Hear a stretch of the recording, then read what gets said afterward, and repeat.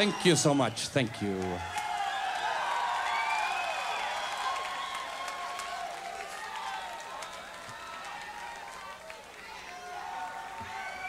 Thanks a lot.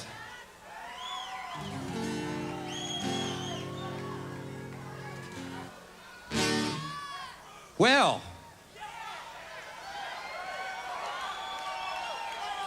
something about this town, I don't know what it is, but it just rubs me the right way.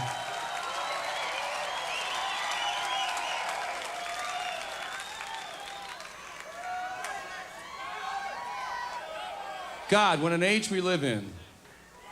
You know, like 2,000 years from now, they'll be asking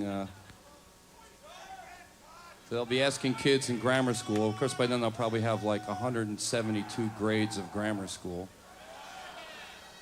And they'll be asking them, well, if you could live in any period of history, when would you like to live?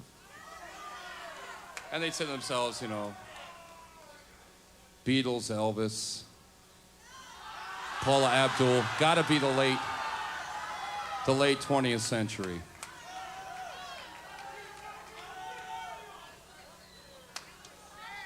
They would all want to live in the time we're now living in because of the incredible changes that a year ago just seemed incomprehensible. Things we now must take for granted that seem like totally, I mean, the mind boggles. I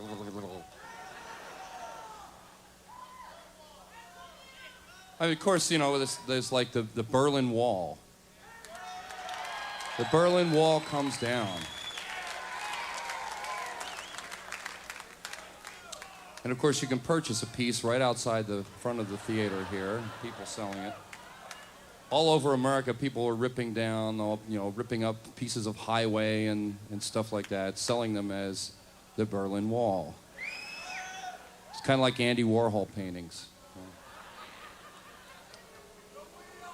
And, other incredible, unbelievable changes that happened, you know, aside from the Cold War ending. Mike Tyson. Mike Tyson got his butt kicked. What's going on here?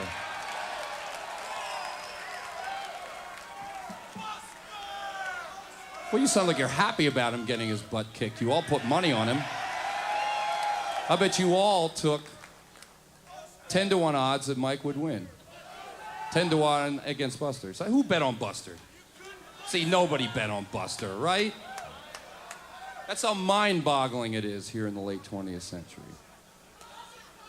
And I have to say, the thing that boggles my mind the most, I believe, is new artist of the year, Milli Vanilli. And a year ago, you wouldn't have thought it possible, but what a hell of a way to start a decade, huh?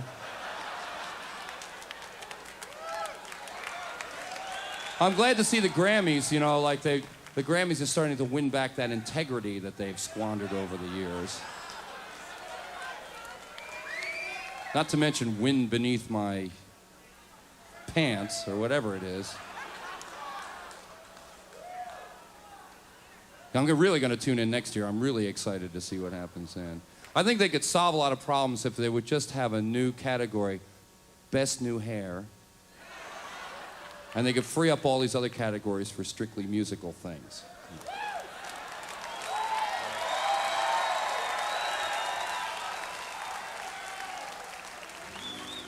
I'm not griping. You may think I'm griping, but I'm not griping. Billy Joel, he's griping. And I'm not griping over that either.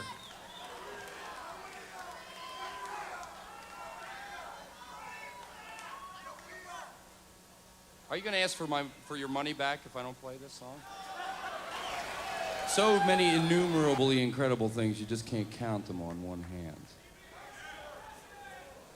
Maybe not both hands. Nelson Mandela gets out of jail after 27 years.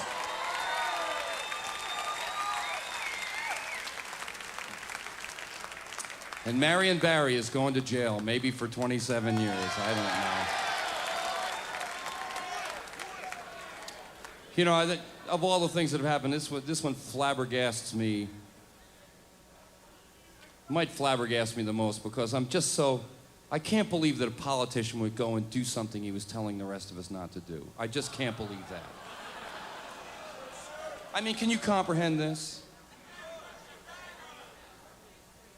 I mean, I had always thought, you know, up until, well, I don't want to lie, I don't want to say recently. Let's say until I became a sentient being.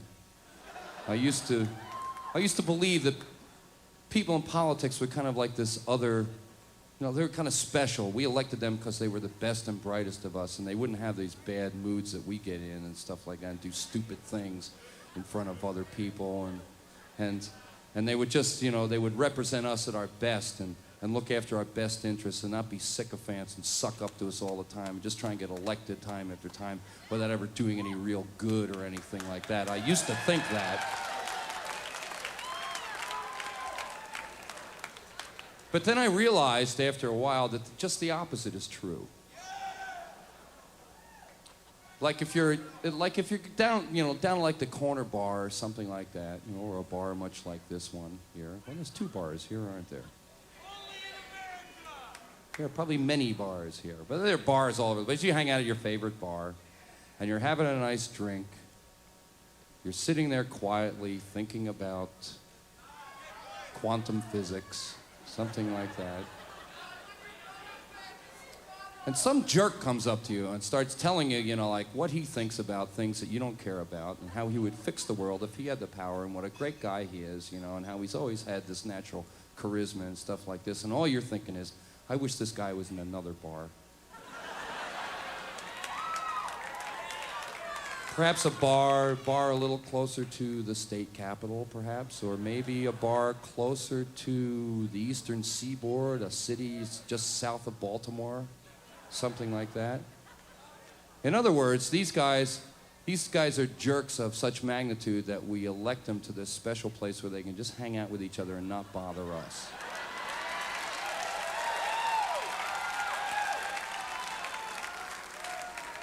I mean, I have absolute irrefutable proof of this, you know. I mean, every U.S. senator, you know, is a complete douchebag.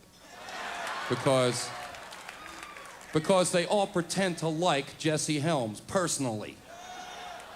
I have a lot of respect for the man, even though he's a jerk. In other words, to be a politician, you have to pretend to like other jerks. So, and depending on what level of jerkdom you achieve to, you either like ascend to local politics or state politics or national politics, and then there are some people who are kind of like saint jerk. You know, kind of like, just like holy ordained jerks like Henry Kissinger, you know, who never had to be elected to anything. He was just like such a world-renowned jerk, you know, that nobody ever votes for him. But I digress, I believe. Oh!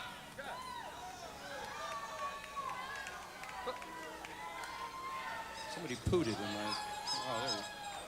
Oh, speaking of...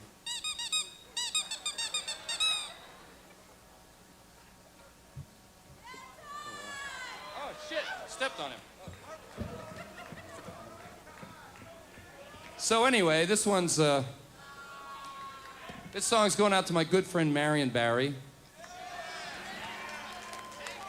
whom Pat Buchanan, a world-class jerk, I might add, who Pat Buchanan referred to recently as the bimbo-crazed, drug-happy mayor of Washington. Come to think of it, he doesn't sound like such a bad guy, does he? Okay.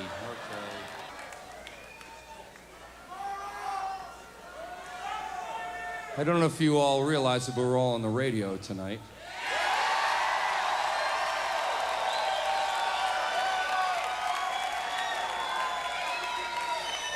There goes the show right down the toilet. I know you're just all aching to do it, so when on the count of three, everyone say the filthiest thing you can think of, okay? 1, 2, 3. Very good. Now we're over with it, right? Okay.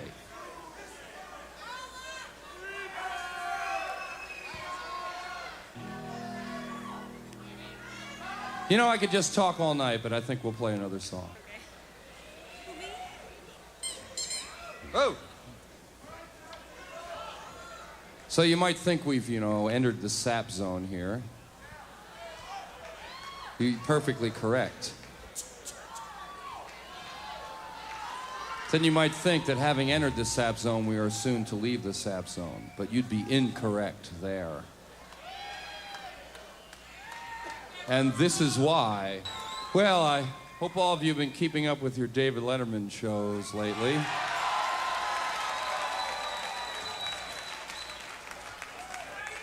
You happen to have noticed in passing that I was on the show about 2 weeks ago or so, 2.5 weeks ago, and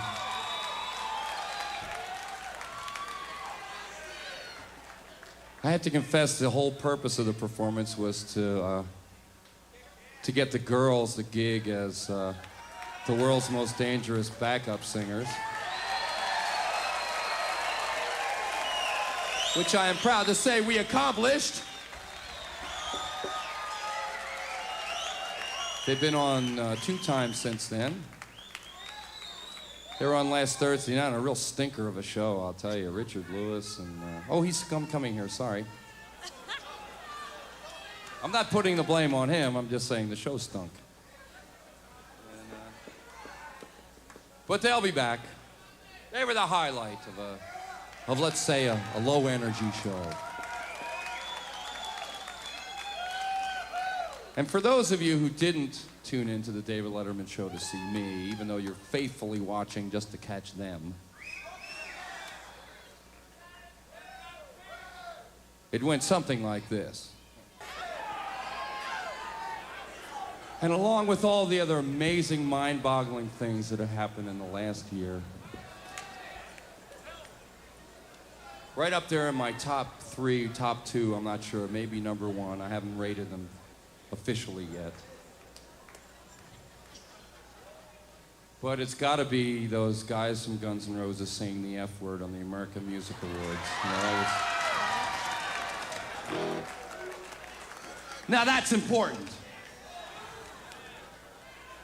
I'm glad to see we're getting our priorities straight in this country.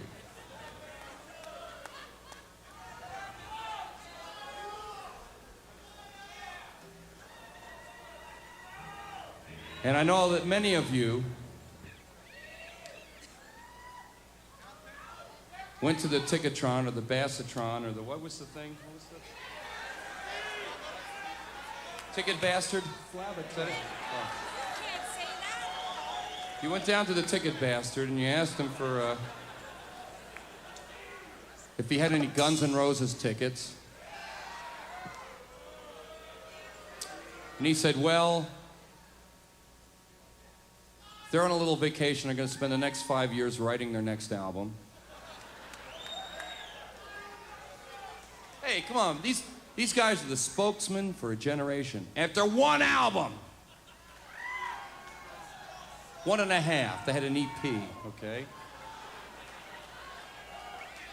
Oh, it's just the old curmudgeon in me. I remember when we were young. I remember when the Knack was spokesman for our generation. I lied. I'm from an earlier generation. I remember when Strawberry Alarm Clock was the spokesman for our generation, man.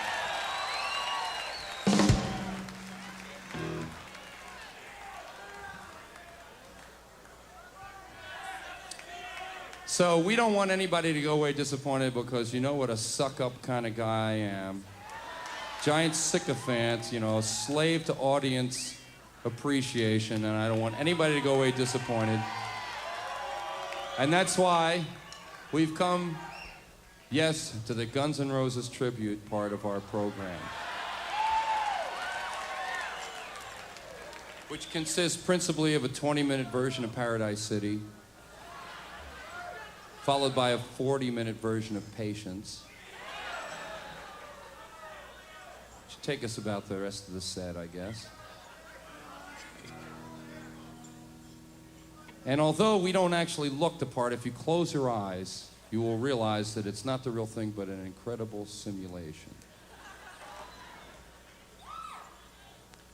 And so this one's going out to Axel Slash and the boys. It's incredible simulation, just like the real Guns N' Roses, except minus the xenophobic, misogynist, homophobic, kind of racist, usual thing that goes along with the real Guns N' Roses show. But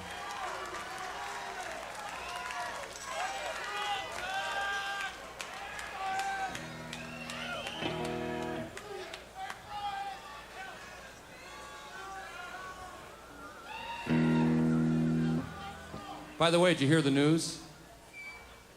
Since Nelson Mandela got out of jail, Little Steven's putting together a super group to go play Sun City.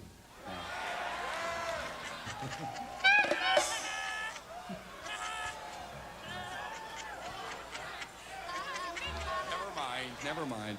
Okay, now close your eyes. Of course, you people at home don't have to close your eyes, do you? You people at home pretend you're on another radio station.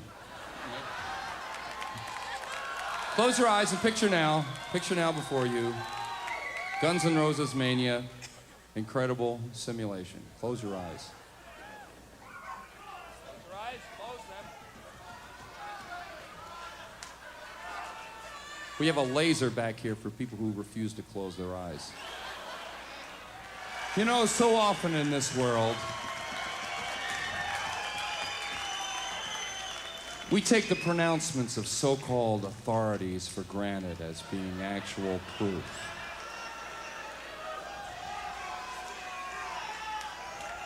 But as the great philosopher Socrates once said, a life unexamined is a life not worth living.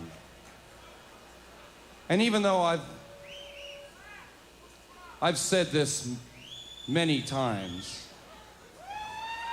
And when I say many, I'm not exaggerating. I mean, during the course of this song, I must have said it 2-3 dozen times. The course of the song alone. I'm thinking how many times I've played the song, how many times I've said that. Can't Stop Loving Action. I just keep saying it over and over and over again. It would seem, you know, be just like the Pledge of Allegiance, you know, all the other things that you eventually do just mindlessly, without thinking of the meaning thereof.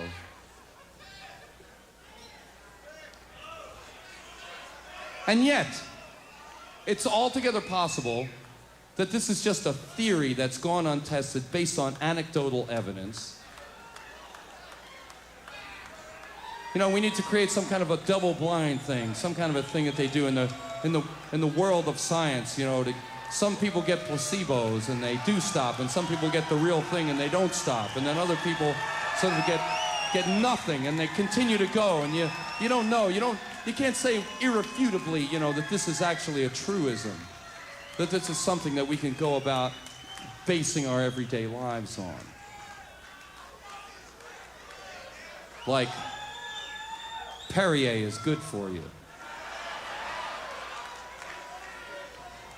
Things like this, you know, it's just like we have to examine these every once in a while and make sure that we're not like just full thinging ourselves. So it may appear as if we have actually stopped here. I would say by all like first impressions that we actually have stopped, and that would blow a big giant hole right in my theory. You can't stop loving action. Look, we stopped. But then again, if you go out and buy the new Playboy this month, and when you're finished looking at the pictures of the girls, you go to the Playboy interview with Stephen Hawking, you'll notice that there is a perfectly valid concept called imaginary time, and these people, although they think they have stopped, and they think they're standing there forever in uncomfortable positions, they actually have not stopped. In a parallel universe, they continue to go. And so, I want you all now to cross your fingers and close your eyes and say, please don't die, Tinkerbell.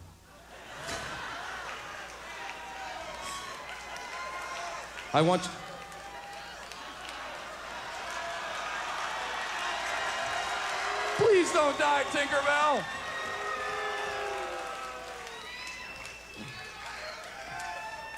And if we wish hard enough, if we wish all over the greater Chicago area, if we wish hard enough, we can throw ourselves into that parallel universe where indeed things have not stopped.